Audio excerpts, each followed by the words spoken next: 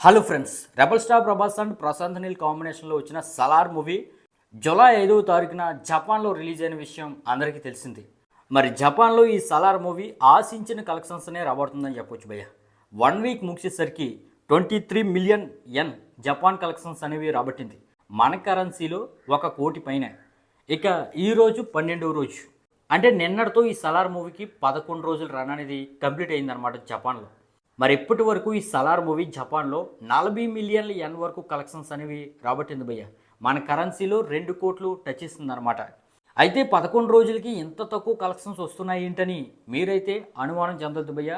RRR కూడా ఈ విధంగానే తక్కువ కలెక్షన్స్ అనేవి జపాన్లో వచ్చాయి. మొదటి వారం ముగిసేసరికి RRR మూవీకి మన కరెన్సీలో చెబితే 3,84,00,000 వరకు గ్రాస్ అనేది వచ్చింది. మరి ఫస్ట్ వీక్కి అంత తక్కువ వచ్చినా సరే లాంగ్ రన్లో 140 కోట్ల వరకు గ్రాస్ అనేది RRR రాబట్టింది. అదేవిధంగా 2 వారాలకి సలార్ మూవీకి 2 కోట్లు వచ్చినా సరే లాంగ్ రన్లో ఎక్కువ కలెక్షన్స్ రాబట్టే అవకాశం ఉంది. మరి ఈ విధంగా జపాన్లో సలార్ మూవీ లాంగ్ రన్లో ఎంతవరకు గ్రాస్ రాబడుతుందని మీరు అనుకుంటున్నారో కింద కామెంట్ అయితే చేయండి భయ్య.